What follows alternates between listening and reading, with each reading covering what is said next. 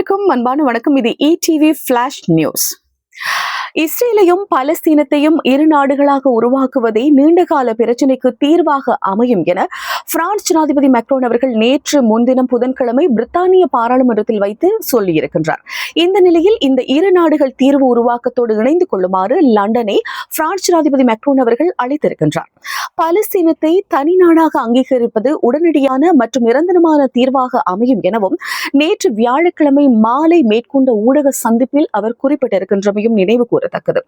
காசாவில் மக்கள் கொல்லப்படுவதை தடுக்க சரியான வழி இதுவாகத்தான் இருக்கும் எனவும் இதில் பிரித்தானியாவும் இணைந்து கொள்ள வேண்டும் எனவும் பிரான்ஸ் ஜனாதிபதி மேக்ரோன் அவர்கள் கூறியிருக்கின்றார். இலங்கையின் உற்பத்தி பொருட்களுக்கு 30% பரஸ்பர தீர்வை வரியை அறவிட உள்ளதாக அமெரிக்க ஜனாதிபதி டொனால்ட் ட்ரம்ப் உத்தியோகபூர்வமாக தற்பொழுது அறிவித்திருக்கின்றார்.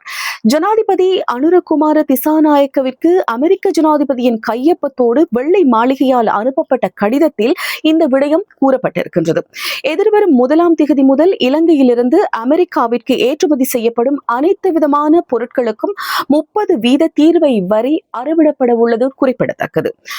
இதே சமயத்தில் நினைவு கூறத்தக்க ஒரு விஷயம் என்னவென்றால், கடந்த ஏப்ரல் மாதம் அமெரிக்க ஜனாதிபதியால் இலங்கை மீது 44% தீர்வை வரி விதிக்கப்பட உள்ளதாக முன்னர் அறிவிக்கப்பட்டிருந்ததும் குறிப்பிடத்தக்கது. ஆனால் தற்போது 30% பரஸ்பர தீர்வை வரியை அறவிடப் போவதாகவும் செய்திகள் கூறுகின்றன.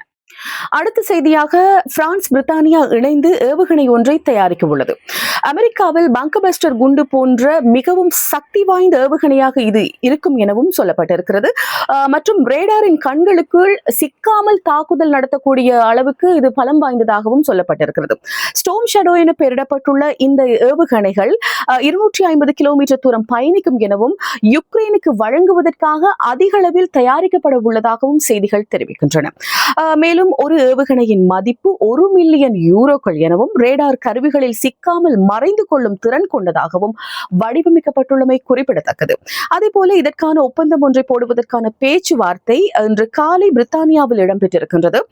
பிரித்தானியாவுக்கு 3 நாட்கள் சுற்றுப்பயணம் மேற்கொண்டுள்ள ஜனாதிபதி மேக்ரோன் அவர்கள், அதாவது பிரான்ஸ் நாட்டு ஜனாதிபதி மேக்ரோன் அவர்கள் இன்று காலை கியர் ஸ்டாமருடன் சந்திப்பு மேற்கொண்டு இருந்தார் என்பதையும் இதன் பற்றி ஆலோசனைகள் நடத்தியிருந்ததாகவும் குறிப்பிடப்படுகிறது.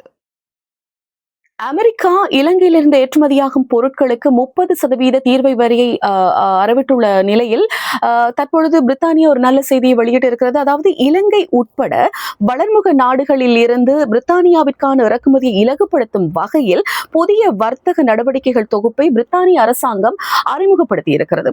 ஆடைகள், உணவுப் பொருட்கள், மின்னணுவியல் சாதனங்கள் போன்றவை இந்த சலுகையின் கீழ் வரும் பொருட்களின் பட்டியலில் அடங்கும் எனவும் கூறப்பட்டிருக்கிறது.